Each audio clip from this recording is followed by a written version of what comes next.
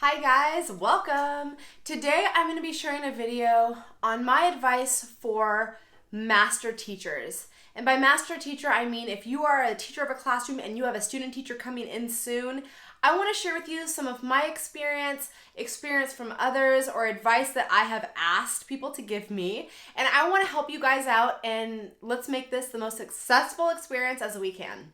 My name is Michelle Griffo, and thank you so much for coming to my channel. I like to share my 11 years of teaching experience with you, as well as fashion, lifestyle, and lipstick. So if you haven't done so already, please subscribe. That way next time you hop onto YouTube, you will see my newest video.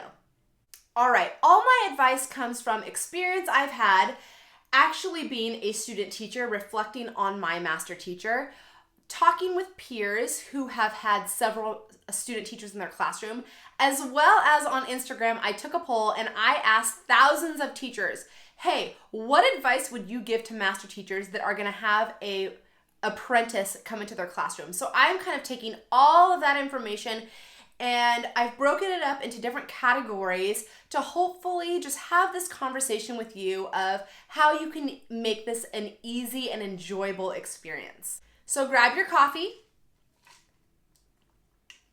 or wine, whatever time of day it is. Hey, no judgment if it's 6 a.m. Actually, a little bit of judgment. And let's just talk about being a master teacher. Let's start by setting the stage for your student teacher. Okay, you guys, this is your classroom. You're gonna have this new, fresh, excited, nervous student teacher come into your class, and they are probably feeling all sorts of things. I mean, this basically for them is an interview at the most extreme level. Try to take it back and remember how you felt as a student teacher and how scary and intimidating it is being scared of your master teacher. So you kind of want to set the experience up for them so that they can feel comfortable and they can learn as much as they can from you so that they can be launched into their career feeling prepared. One thing I would recommend is having a space in the room just for your student teacher. So I mean actually giving them a little desk or a corner of the room where they can store their things, maybe even set up a little file system for them where they can keep organized, a place where they can store their bag, a place where they can prep, having an area in their room, maybe even with their name on it, where they can feel like they are welcomed and they have a place to go. Set it up with pens, and I mean, just think of like a student VIP table, but have that for your student teacher. You guys, this means so much to them, especially because walking into a room and not even knowing where to sit that you're not in the way, that's really important for them to feel comfortable, and actually so they literally have a space in the room. As your student teacher is new to your school, you guys take them under your wing and introduce that student teacher to everyone. Invite that student to prep with you, make copies, walk attendance up to the front office, and just introduce them to the whole entire staff so they can feel part of the community and experience the culture of a school that is knowing everyone and being friendly to everyone. And for them, this whole thing is just diving into the school process. So invite them to your staff meetings, invite them to lunch, invite them to parent-teacher conferences, whatever you can. Just have them come with you and be your peer as you are experiencing your day. When your student teacher comes to the classroom, I would first front load your students. Now, I've heard two different things. I've heard a suggestion of have your student teacher come in and observe and don't tell your students who they are. Maybe that could be a good idea for the first couple of days, but I kind of like the idea of you tell your students ahead of time, hey, we are going to have a student teacher. This teacher is so excited about becoming a teacher, and they are a student as well. And these are my expectations for your behavior for that student teacher, because we want them to feel respected and to grow into the teacher that they're going to be. I'd have a full-on conversation with my class about it and let them know what my expectations are of them, and let my students know that that student teacher is an authority above them, and they are required to respect and learn from that adult as well, not just you, but they are also a mentor and a leader in the class as well. One thing that I've heard from students that are in school is it's really difficult of them trying to navigate classroom management. So this is what I would suggest doing. When your student teacher comes in and they're in your class, I would model how those first couple of weeks of school were for you every year when you're reintroducing the procedures. So what I would do is I would say, okay, my name's Miss Griffo, but I would say, if I was a student teacher, I'd say, Miss Griffo, we are going to show you how we line up correctly to go to recess. And I would invite the students, okay, students, we're going to show Miss Griffo the correct way to line up. And you kind of have the students line up. And so you're realigning with the student teacher as your peer and having the students know, okay, now the student teacher knows how we're supposed to line up. My teacher has told us again how to line up. And now that gives my student teacher authority over me because we're all on the same page that this is the correct way to do it. I would do that with everything. Say, okay, class, we are going to show our student teacher how we prepare for centers. So these are the expectations. Student teacher, if someone is out of line, this is how we redirect them. We give them this many chances and these are the consequences. So you're kind of talking out loud to the students with the student teacher in the room. So we're all on the same page that this is how we behave. This is how we interact. Student teacher and students, we're all hearing that you have authority over the students to reward and discipline in line with what is appropriate for the classroom, right? The goal should be that they should just mesh in and come alongside of you and be your peer in the eyes of the student, even though you're above them in the hierarchy or whatever. But we just want to make sure that the students are respecting that student teacher as an authority figure. So when that student teacher is starting to take over, everyone's on the same page that they have an authority spot. I feel like I'm saying authority a lot, but hopefully I'm coming across clearly. Okay, this is from personal experience. I would suggest you sit down with your student teacher and you find out the schedule and timeline of which they are going to get observed. How many observations is their supervisor going to come in? What type of lessons are those going to be for? When is that going to happen? What is the speed at which they're going to start taking over your class? Week 1, are they just going to observe? Week 2, are they going to, how is this whole thing going to go? And I would print out a calendar and I would lay it out on the calendar so you are clearly on the same page of expectations of when this is all going to go down. That way there isn't oh no, it's just, I think it's better to get the expectations and the clear timeline out right in the beginning so everybody's on the same page and we all know who's taking over what and how that's going to run.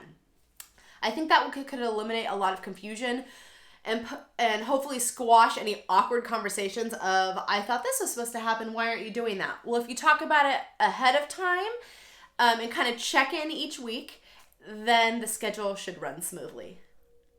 This was kind of surprising to me. I was always excited to get a student teacher, and I didn't realize how much work it was to have a student teacher. And that not in a bad way, it's just extra work. Teaching is an isolating profession by means of in the classroom, you are alone all day with students, and there's not another adult in there with you to talk in that filler down space.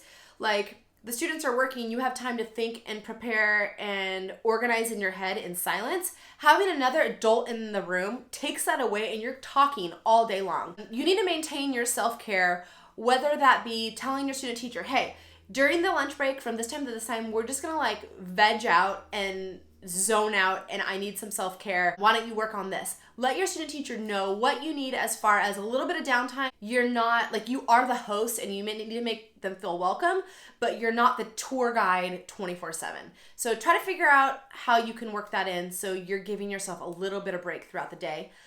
I would also recommend coming earlier before your student teacher gets there. That might mean you have to get to school, wake up earlier, the whole thing, but I found getting there the same time as my student teacher, it immediately kicks off with questions, which is great. They should be asking questions, but I do need time a little bit to myself to prepare for them. And if your student teacher likes to talk a whole lot, maybe you might have to come in a little bit earlier so you can feel prepared for the day too. I think the biggest thing to keep in mind is communication. I think we all know that, but I want to give specific things to be aware of that you should communicate about. I think it would be great at the end of the week or even the end of the day, have a 10-minute little powwow to reflect on how the day went. Actually, I would literally do that every single day. At the end of the day, 10 minutes, let's sit down, let's take some notes. Let's give 2 positives and 1 thing to work on. Have your student teacher say, hey, I want you to think of 2 positives and you tell me 1 thing to work on, and I'm going to do that for you as well. I think it's good to constantly be keeping feedback going. You could have your student teacher have their lesson plans up on a Google Doc, and as they're teaching, you could be giving notes. I would really highly recommend not to interrupt that student teacher's lesson, whether it's giving pointers to correct them. If their lesson is bombing, you guys just let it happen. Not to be cruel, but it's a learning experience. And at the end of that lesson, you run to that student teacher and you pick them up and you say, how do you think it went? If it's bombed. Obviously they know, and you just be there for comfort and encouragement. You tell them all the times you bombed and you be there to support them, but let it happen. It's a learning experience, as painful as it is. I know even now in my teaching, 11 years in, I try something new and I bomb, and in the middle, like there's a skill set, right? You know if something's not going well, you can either do 2 things. You could grit your teeth and plow through and know it's going to be okay, or when you're experienced, you can pause and you can make a hard right and take the lesson a completely different way, knowing that it's gonna bomb if you keep going. Student teachers can't do that. If they can, like, let's just hand them like Teacher of the Year award right away. But for the most part, it's gonna be a train that you can't stop, and just let them go and talk about it afterwards, build them up. But I think it's really important not to intervene. Speaking of intervening, I think it's really important if a student is misbehaving to the student teacher needs to be the one to give the discipline. This is something that I was taught a long time ago in student teaching, and actually in parenting too. Like if my son if we're directly having a discipline problem and my husband comes in and disciplines, it kind of takes away my authority. Granted, there's those times where I'm like so done because I've been doing it all day and he steps in. That's a whole nother thing. But my point is letting your student teacher have authority over the kids and following through with the discipline on the little things. Of course, if it gets out of control, you're going to have to step in. But I would try to let go of the reins to give them their control so that they can practice classroom management. I would model lessons for your student teacher. So let's say they're going to start taking over math. I would say, all right, student teacher, I am going to show you how I plan for the lesson. Take out your curriculum, your supplemental, your manipulatives, and say, this is what I was given. This is how I planned this and why. I want you to sit and watch, and I want you to take notes, and then we're going to talk about it afterwards. If you can model mini lessons, actually teaching them your thought process of what you're doing, I think that's so valuable. So then when you're a student teacher, when you're planning their math lesson, you say, okay, remember how I set it up like this? Let's set you up like this, and let's have you be the one giving the instruction, but guide them through, okay, first you're gonna do a warm-up, then you're gonna do small group work, then it's kind of like follow the pacing system. They're just the ones teaching it this time. And then pretty soon you could take off the reins and let them have their own creativity. I think the hardest part is letting go of control. That's the one piece of advice that when I told people I was doing this video, what's the one thing you would wish you could tell master teachers? And they're saying it to themselves, I need to let go of control. It is so hard giving your class to someone else and saying, okay, you teach them for 4 weeks, you teach them for 2 weeks, I'm not going to interfere.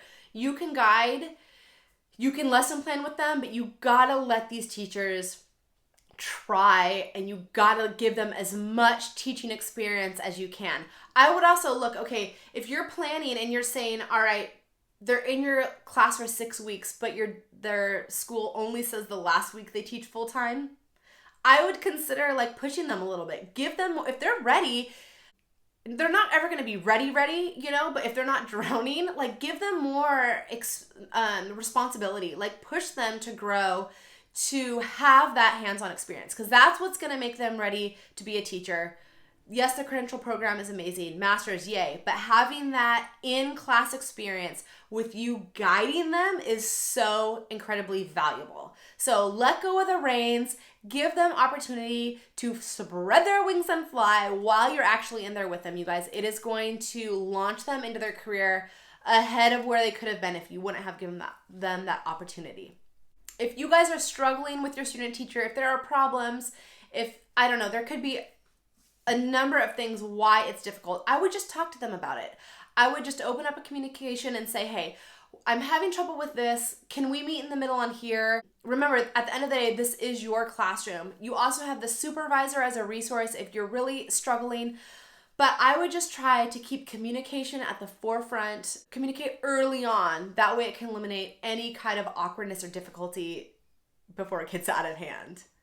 You guys, I want to know, if you are a master teacher, what piece of advice did I miss? Can you share in the comments below something you would tell another master teacher to make sure to do this or try to avoid this?